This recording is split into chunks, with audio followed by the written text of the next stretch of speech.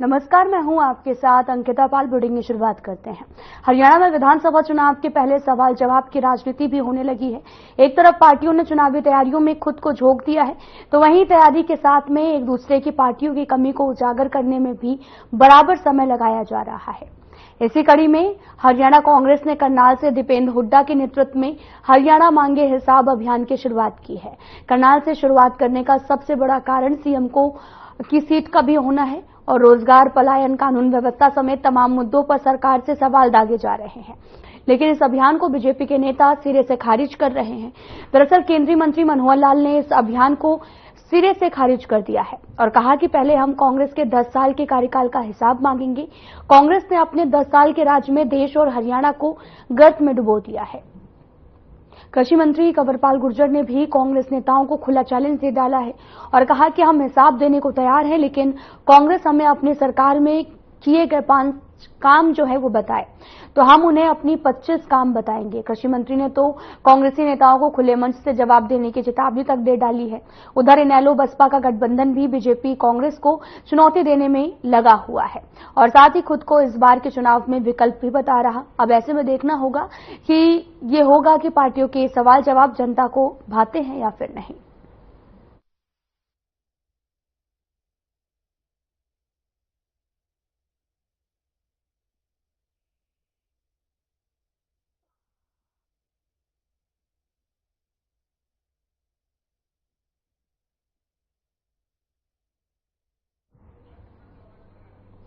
केंद्रीय मंत्री मनोहर लाल शामिल हुए हैं। दरअसल ये तस्वीरें आप देख सकते हैं जो कि देहरादून से हैं, जहां पर बीजेपी कार्यकर्ताओं ने जमकर स्वागत भी किया है। केंद्रीय मंत्री मनोहर लाल जो है वो मौके पर पहुंचे, जिस दौरान बीजेपी कार्यकर्ताओं ने जमकर उनका स्वागत किया और साथ ही बीजेपी कार्य समिति की बैठक का भी आयोजन किया गया है। आपको तस्वीरें भी दिखा रहे हैं जो कि देहरादून से हैं, जहां पर केंद्रीय मंत्री मनोहर लाल भी पहुंचे थे मौके पर और यहां पर पहुंचने के बाद बीजेपी कार्यकर्ताओं ने उनका जमकर स्वागत भी किया है।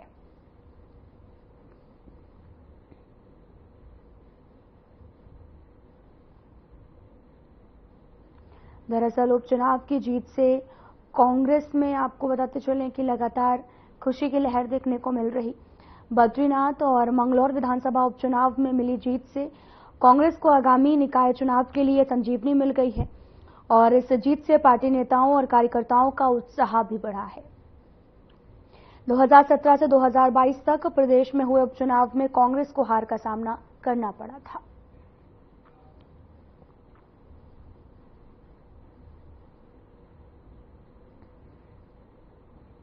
उत्तराखंड में समान नागरिक संहिता को लेकर कांग्रेस प्रदेश अध्यक्ष का बयान सामने आया है। उन्होंने कहा कि उन्हें नहीं लगता कि यूसीसी से प्रदेश में कोई फर्क पड़ेगा। ये केवल लोगों की आंखों में धूल झोंकने वाली बात है।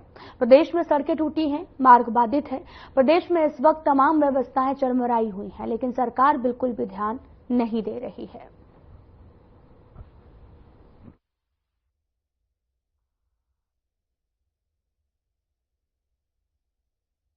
देखिए क्या फर्क पड़ना है उससे, पब्लिक में उसके लिए कोई इंटरेस्ट नहीं, मेरे को लगता नहीं।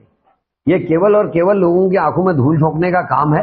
मंदिर, मजार, मस्जिद, मदरसे, इसके अलावा इस सरकार के पास कहने के लिए कुछ नहीं। इकोनॉमी में कुछ नहीं कहते। आज 66,000 रुपीज के कर्जे में प्रत्येक नागरिक उत्तराखंड का है।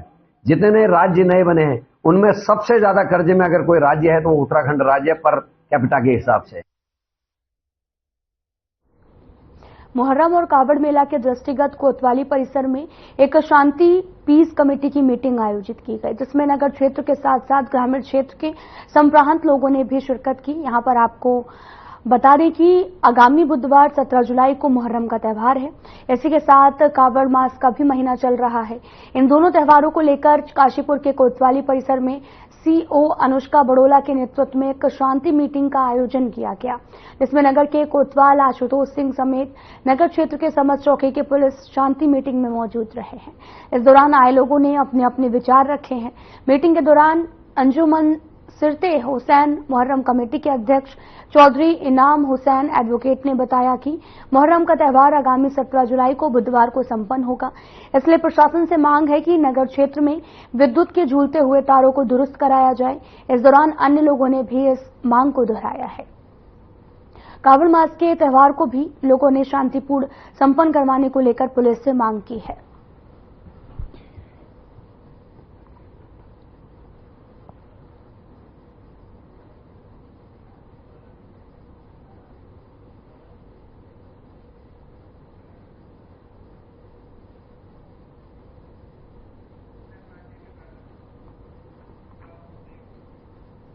उधम सिंह नगर के खटीमा में 17 जुलाई को मनाए जाने वाले मुहर्रम पर्व पर सुरक्षा और शांति व्यवस्था को लेकर पुलिस प्रशासन और उप जिलाधिकारी रविंद्र सिंह बिष्ट ने बैठक की है। बैठक में उपस्थित सभी लोगों से प्रशासन द्वारा मुहर्रम पर्व को सौहार्दपूर्ण और भाईचारे के साथ मिलजुल कर मनाने की अपील की है। साथ ही प्रभारी निरीक्षक दसौनी ने बताया कि पर्व पर अराजकता फैलाने वालों के खिलाफ कानून अपने तरीके से काम करेगा।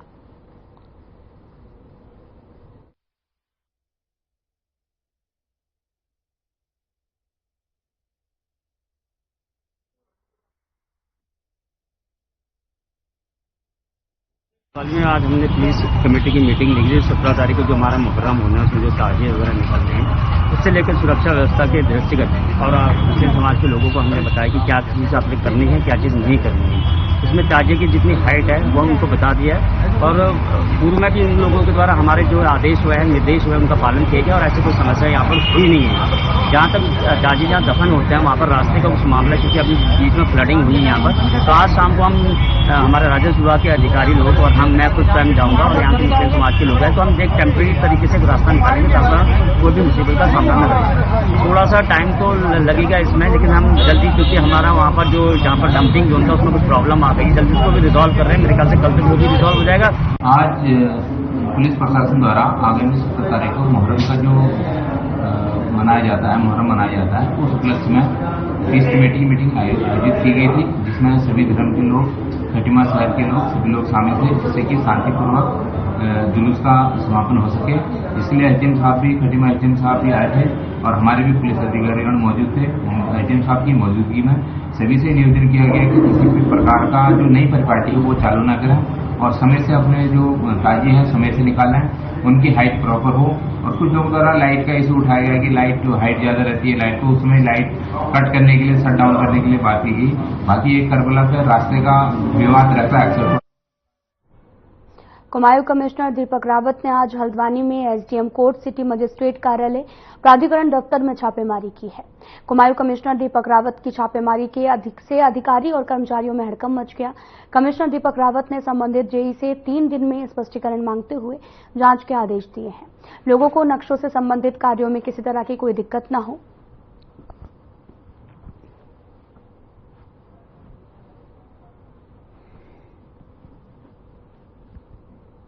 समय पे सीनियर ऑफिसर्स को, जो सबऑर्डिनेट ऑफिसर्स हैं, उनको देखने के निर्देश माननीय मुख्यमंत्री जी ने दिए हैं। विशेषकर कितने लोगों की उपस्थिति है, तो पहले तो मैंने यही देखा कितने लोग उपस्थित हैं, तो 3 लोगों का मुझे पता नहीं मिला जो एब्सेंट पाए गए, उन पे कार्रवाई के निर्देश दिए हैं। दूसरा, माननीय मुख्यमंत्री जी ने कहा है कि पब्लिक से रिलेटेड जो काम है, जैसे नक्शे तो आप जानते हैं लोग आवेदन करते हैं या चालान भी होता है तो उसका डिस्पोजल होना चाहिए, वो मैं देखने यहाँ पे आया था। तो एक तो यहाँ पे ये जो दिक्कत मुझे लगी कि जो फाइल्स हैं इसमें, क्योंकि यहाँ पे 2 अधिकारी हैं, उनके कोर्स चल रहे हैं, तो उनका जो लेखा जोखा है एक साथ दिया जा रहा है। तो पहले निर्देश तो मेरे ये हैं कि इनको अलग अलग करें।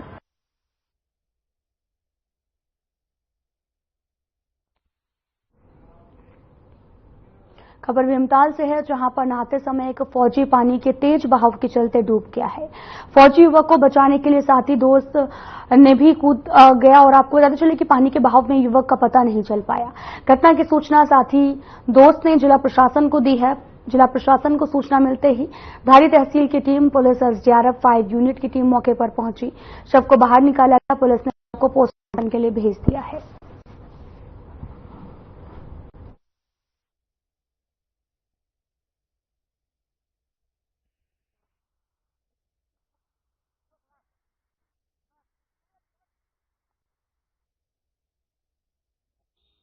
जब बॉडी आज 7 दिन के 7वें दिन मिल रही है, तो क्या कहते हैं जिसमें सभी पुलिस डिपार्टमेंट और एसडीआरएफ एनडीआरएफ की टीम ने काफ़ी सहयोग करा, ग्रामीणों ने भी सहयोग करा और आज वो बॉडी मिल गई है। तो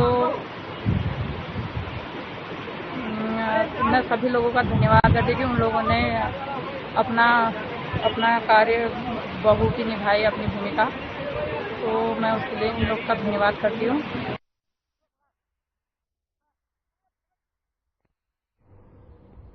खबर अल्मोड़ा से है, जहां पर गर्मी और पेयजल किल्लत से परेशान प्रसिद्ध जागेश्वर मंदिर क्षेत्र के ग्रामीणों ने बड़ी संख्या में पौधारोपण किया है। वन विभाग द्वारा हरेला पर्व के अवसर पर चलाए गए पौधारोपण कार्यक्रम जागेश्वर और कोटेश्वर क्षेत्र में पुजारियों, मंदिर समितियों के लोगों और महिलाओं ने जंगल में देवदार, बाज और बुरास और सहित चौड़ी पत्ती के पौधों का रोपण किया। स्थानीय ग्रामीणों का भी कहना है कि इस साल गर्मी में जागेश्वर में गर्मी का असर दिखाई दे रहा, जबकि पानी की किल्लत भी बनी हुई है। पौधारोपण से प्राकृतिक जल स्रोत रिचार्ज होने से पानी की किल्लत दूर होगी। गर्मी में तापमान बढ़ने पर भी रोक लग सकेगी।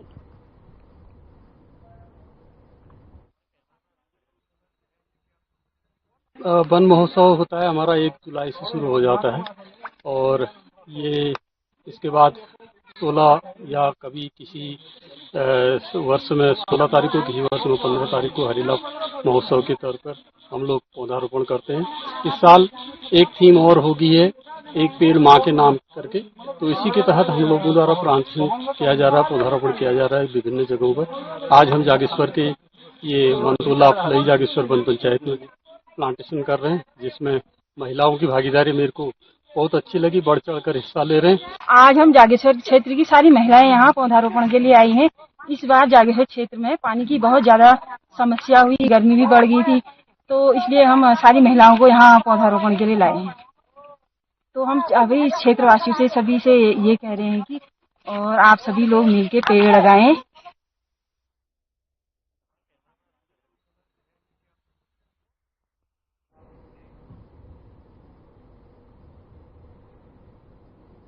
दिल्ली में बन रहे केदारनाथ धाम को लेकर सूबे में सियासत हो रही है। वहीं पूरे मामले को लेकर बीजेपी ने प्रेस नोट भी जारी करते हुए कहा कि ये एक ट्रस्ट का कार्यक्रम था, जिसमें मुख्य अतिथि के तौर पर पुष्कर सिंह धामी पहुंचे थे। सरकार का कोई भी लेना देना नहीं है। तो वहीं कांग्रेस प्रदेश अध्यक्ष करण माहरा ने भी कहा कि अगर ये मुख्यमंत्री का निजी कार्यक्रम था तो केदारनाथ से जो शिला गई है वे कैसे गई, उस पर भी कार्रवाई होनी चाहिए।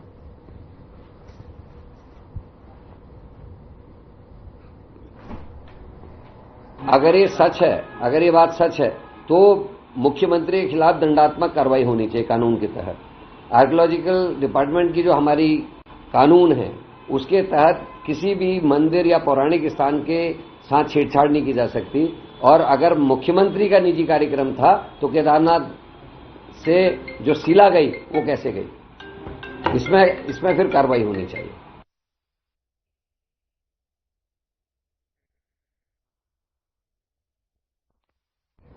फिलहाल यहां रुकते हैं छोटे से ब्रेक के लिए।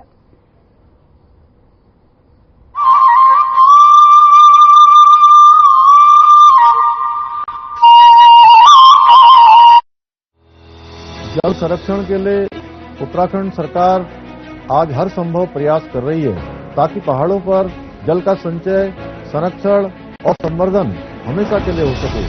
जो हमारे स्रोत जो सूख गए हैं, जो नदियां हैं, जो पुराने हमारे जल स्रोत हैं, उनको पुनर्जीवित करने का एक अभियान सरकार ने लिया है। लेकिन ये काम तभी पूरा होगा जब उसमें जन जन का सहयोग होगा। इसलिए हम सबको इसमें अपना योगदान देना होगा। देवभूमि उत्तराखंड, जिसकी नदियां और जल स्रोत हमेशा से ही देश की प्यास बुझा रहे हैं, इन जल स्रोतों को बचाना हम सबकी जिम्मेदारी है। आइए अपनी नदियों और तालाबों को प्रदूषित होने से बचाने और पानी को संरक्षित करने का संकल्प लें। प्लास्टिक कचरा न फेंकें, न ही किसी को फेंकने दें। पुराने तालाबों को बचाएं। इसके साथ साथ रोजमर्रा के जीवन में पानी की हर बूंद को बचाएं, क्योंकि यही है जल संरक्षण का आधार। हमारी छोटी कोशिशें लाएंगी बड़े बदलाव, जैसे कि नल खुला न छोड़ें। अगर कोई नल टपक रहा है तो उसे तुरंत ठीक कराएं, चाहे किचन हो या बाथरूम। बेवजह पानी न बहाएं। जब जरूरत ना हो तो नल बंद कर दें। नहाते समय शावर की जगह बाल्टी का प्रयोग करें। साफ सफाई में पानी को व्यर्थ न बहाएं। बाल्टी और कपड़े से सफाई भी अच्छी होगी और पानी भी बचेगा। सिंचाई के दौरान पानी का प्रयोग समझदारी से करें। पौधों को जरूरत से अधिक पानी न दें, इससे खेती भी बेहतर होगी। रेन वाटर हार्वेस्टिंग को अपनाएं, पेड़ पौधे लगाएं। अपनी ये जिम्मेदारी निभाएंगे ना आप?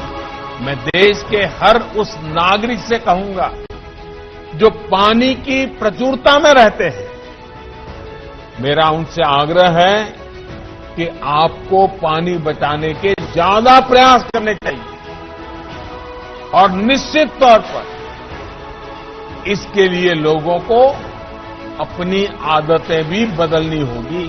पानी का उपयोग हमें प्रसाद की तरह करना चाहिए। पानी को बचाएं, भविष्य को सजाएं।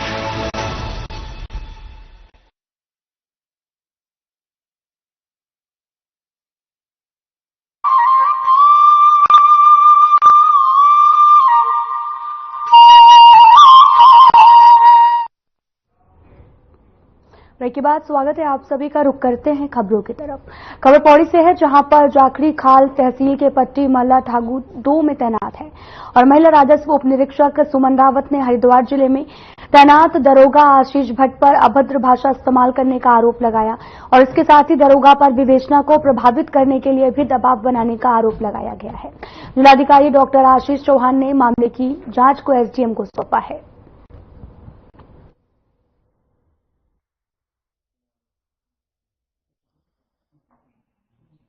एक महिला राजस्व उप निरीक्षक द्वारा एक लिखित शिकायत दर्ज की है, जिसमें एक पुलिस उप निरीक्षक के द्वारा उन्हें धमकाए जाने से संबंधित शिकायत का उल्लेख किया गया।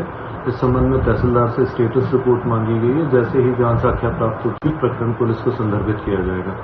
जी, एक मामला कल संज्ञान में आया। कल शाम को एक महिला राजस्व उप निरीक्षक है सुमन रावत, जाखनी खाल तहसील में, उनके द्वारा और तहसील जाखनी खाल के अन्य कर्मियों द्वारा, राजस्व कर्मियों द्वारा यह बताया गया कि एक उत्तराखंड पुलिस में कोई दरोगा है हरिद्वार में तैनात आशीष भट्ट, इनके द्वारा सुमन रावत महिला राजस्व निरीक्षक के साथ फोन पर बदसलूकी, बदतमीजी और गाली गलौज किया गया है और ऐसी गालियां सुमन रावत को दी गई हैं कि उनको हम सार्वजनिक मंच पर कह नहीं सकते हैं।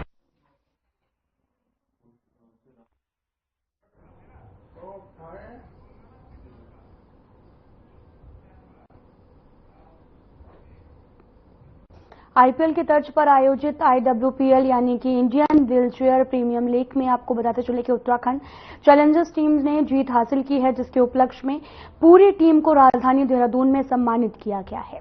वहीं साथ में आपको बताते चले कि यूनाइटेड दिव्यांग क्रिकेट एसोसिएशन के अध्यक्ष गणेश शाह ने कहा कि आने वाले समय में हमारी टीम यूएई में होने वाले अंतर्राष्ट्रीय मुकाबले में बेहतरीन प्रदर्शन करेगी। उत्तराखंड के साथ साथ देश का भी नाम ऊंचा करेगी।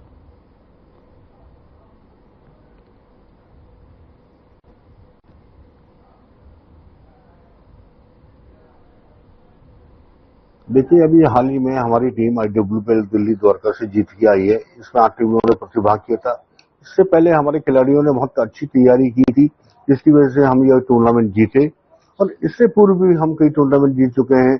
कलिंगा कप है, श्रद्धांजलि कप है, तो हमारी टीम जीती है। उससे पहले और भी टूर्नामेंट्स है, कई टूर्नामेंट्स जीती है इसमें। लेकिन पूरा मेरा ये कहना है कि आने वाले समय में इन जीतों को देखते हुए हमारे ज्यादातर खिलाड़ी जो हैं वो इंटरनेशनल टीम में भी हैं और आने वाले समय पर ये यूएई इंटरनेशनल में हमारा नाम रोशन करेगा, हमारे प्रदेश का नाम रोशन करेंगे। उत्तराखंड व्हीलचेयर क्रिकेट टूर्नामेंट ने जो इस समय जीत दर्ज की है, यानी कि लगातार 2018 से लेकर 2024 और 2023 में IWPL सीरीज 4, IWPL सीरीज 5, 23-24 में लगातार कंटिन्यू उत्तराखंड जीत के ला रही है और एक परचम लहरा रही है तमाम राज्यों में। यानी कि 8 राज्यों के मध्य था, तो 8 राज्यों के द्वारा जो सम्मान उत्तराखंड टीम को मिलता है वो आज तक हमें देखा नहीं। अब जाके धीरे धीरे हमारे राज्य में भी पहचान मिल रही है उत्तराखंड व्हीलचेयर को और इन्होंने एक ऐसा परचम लहराया है कि जो आज पूरा उत्तराखंड गौरवान्वित महसूस कर रहा है। सर, बहुत अच्छा लगा। पूरी टीम एकजुट के साथ खेली, हर खिलाड़ी ने पूरा 100% दिया और पूरी एकजुटता के साथ हमने चैंपियन ट्रॉफी जीती है। और इसमें मैं बात करना चाहूँगा हमारे मंत्री जी माननीय श्री संजय ठाकुर जी, जिनका हमें काफ़ी सपोर्ट मिलता है, और हमारे अध्यक्ष गणेश शाह जी, उपाध्यक्ष हमारे विजय रमोला जी, और पूरी टीम का हमारे कोच विपिन लामा जी, और इन सबके सहयोग से आप यहाँ पर हम पहुँचे। इनका सहयोग ना होता तो शायद हम यहाँ तक आज ना पहुँच पाते।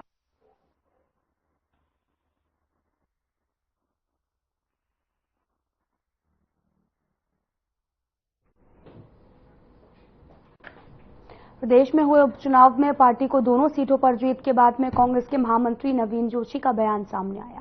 उन्होंने कहा कि कांग्रेस निकाय चुनाव को लेकर पूरी तरह से तैयार है। जिस तरह से उपचुनाव में पार्टी को दोनों सीटों पर जीत मिली है, उसी तरह से निकाय चुनाव की रणनीति भी बनाई जा रही है। कांग्रेस के प्रदेश अध्यक्ष करण महारा ने भी सभी जिला अध्यक्ष को पत्र लिखकर संभावित आरक्षण के बारे में बात की। इसके साथ ही उन्होंने कहा कि कांग्रेस का आकलन है कि आरक्षण घोषित होने के बाद में चुनाव के बहुत कम समय मिलेगा। ऐसे में पार्टी संभावित दावेदारों का पैनल तैयार रखना चाहती है।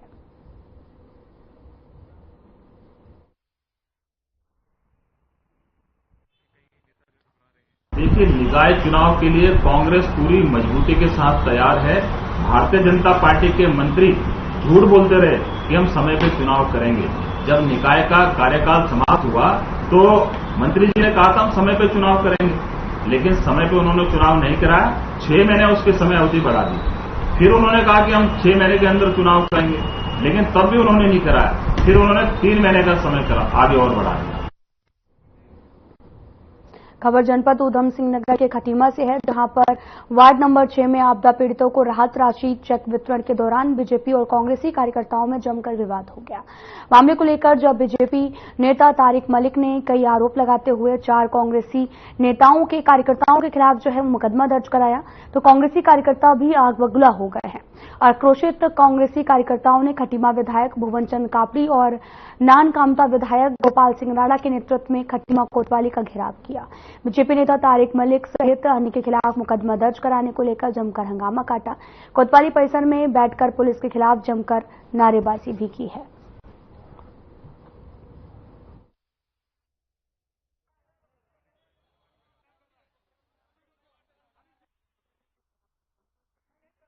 जनरली जो बातें होती हैं वो हो जाती है, लेकिन दूसरे पक्ष ने इस आपदा के समय में जाके तहरीर दे दी और पुलिस ने उसमें मुकदमा लिख दिया, जबकि वो जांच का विषय था और वो बहुत साधारण सी एक बात घटना थी। ऐसी कोई घटना नहीं थी कि जिसमें मुकदमा लिखा जाए।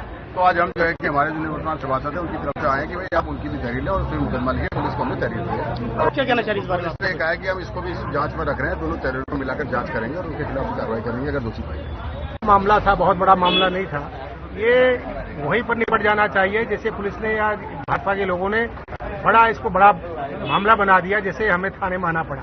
यही वहीं निपट जाना चाहिए। एफआईआर दर्ज नहीं होनी चाहिए थी। हमने कहा अगर उनकी एफआईआर दर्ज हुई है तो हमारी भी एफआईआर दर्ज होनी चाहिए, नहीं होगी। लेकिन उन्होंने तहरीर ले ली हमारी, तो उसमें जो भी कार्रवाई जांच का विषय जांच करके। खटीमा डूब गया था, तब माननीय मुख्यमंत्री जी के द्वारा निरीक्षण कर तत्काल 10 करोड़ की धनराशि खटीमा बाढ़ पीड़ित क्षेत्रों में देने के लिए कहा गया और प्रशासन के द्वारा डोर टू डोर तुरंत ही डोर टू डोर बाढ़ पीड़ित परिवारों को सहायता राशि दी जा रही थी। हमारे द्वारा प्रत्येक वार्ड में वार्ड नंबर 1 से लेकर 6 तक मुस्लिम बहुल्य क्षेत्रों में निरीक्षण कर प्रशासन का सहयोग करने की अपील की जा रही थी और हमारे जो साथी थे उनके द्वारा भी प्रत्येक वार्ड में सभी लोग जो है प्रशासन का सहयोग कर चेक वितरित करवा रहे थे।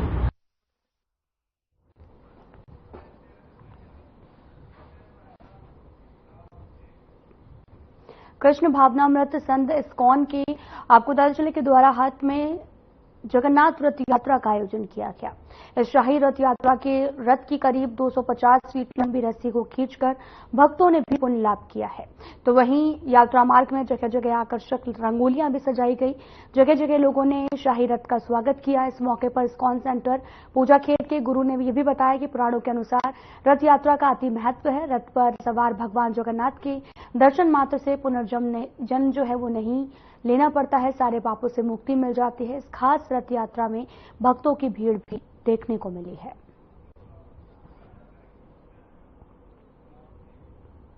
फिलहाल इस वीडियो में इतना ही। नमस्कार।